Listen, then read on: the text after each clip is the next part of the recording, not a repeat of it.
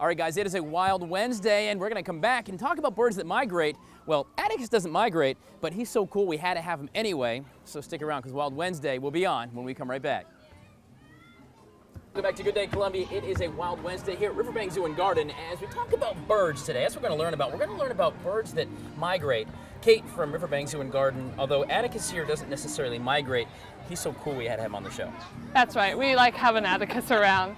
Yeah, there are a lot of birds that migrate. There's over 10,000 types of bird, and about 4,000 of those actually migrate in some form, whether it's to look for food or finding better nesting areas. How do they know to migrate? How do they know? You know, they have like a calendar when they're up hanging up in New England and they're like, Bertha, get up, it's time to head to Florida. I mean, how do they know where to go? A lot of it depends on the photo period, so the day length. So fall and spring tends to be the big part of the big migrations. Okay. And they also base it on food availability and where their chicks are. So once their chicks are grown and learn to fly and find food on their own, that's usually a good indicator that it's ready. They're ready to get going.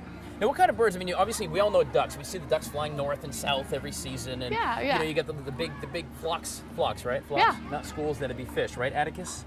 But the big flocks that head down. And what's kind of the time frame? When do they come back?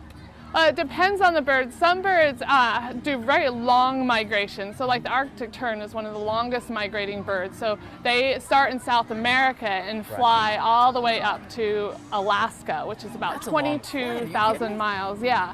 No, they don't do that one flight, do they? I mean, how long can like a bird? I guess it depends on the bird. Well, there's some birds. There's small warblers that weigh about an ounce that are very, very little, and we'll actually see them here in South Carolina. And they will fly over the Atlantic Ocean for 80 hours without stopping.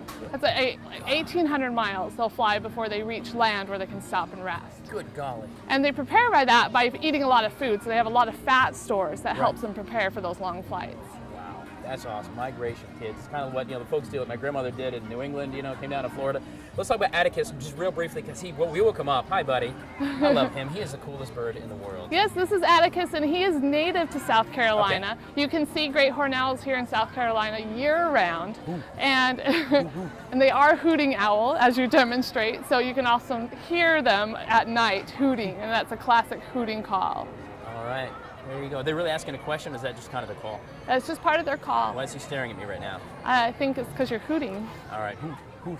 Well, who are you to be watching our show? Well, we thank you for watching our show. We're excited about that part. That's what he wants to know. Guys, it is a Wild Wednesday here on Good Day Columbia. We're talking birds this morning. I'll give you a sneak peek, Janet Parker.